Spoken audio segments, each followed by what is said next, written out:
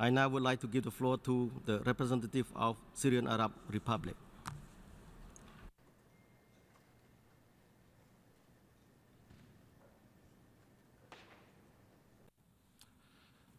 شكرا السيد الرئيس. Thank you, Mr. President. My delegation has joined the consensus on this resolution regarding the victims of acts of violence based on religion or belief. These acts of violence are proliferating and they could become an uncontrollable phenomenon at the international level. That is why we must take more effective precautions.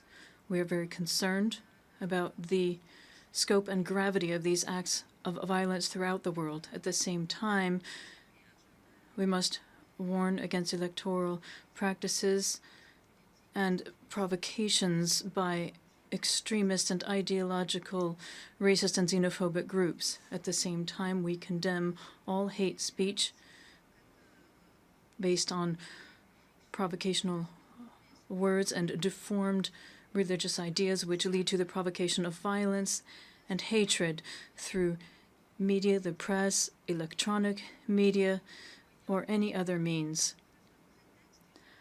Our country refuses the pretext used by those who would defend these dangerous practices and who defend them as freedom of expression. We must now take practical measures beyond rejection and condemnation so that all governments prosecute those who would perpetrate these acts. And we must also condemn institutions who would take part in these practices. Mr. President, we must note that the phenomenon of global terrorism, which is dangerous, persists, and we once again condemn these dangerous activities. We are aware of their devastating effects, which prevent people from enjoying their fundamental rights and freedoms.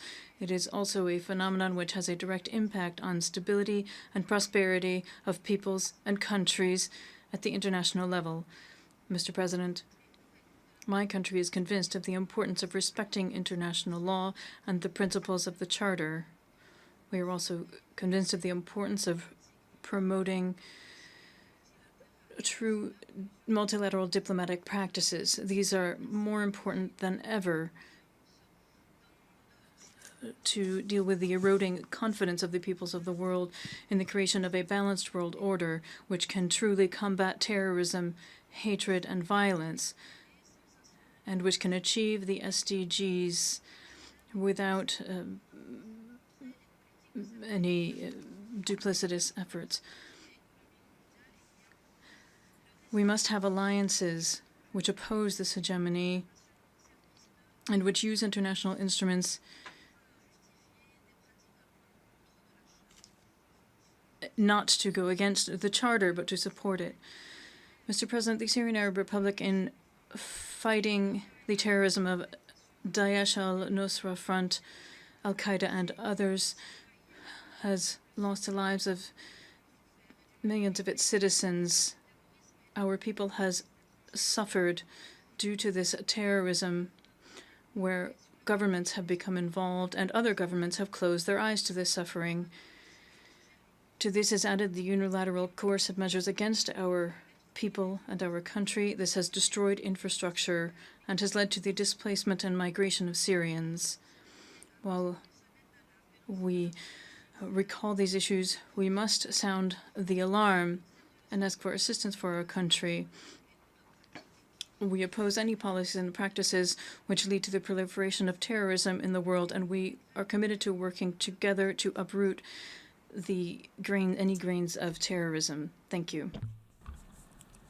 I thank the representative of Syrian Arab Republic for his statement.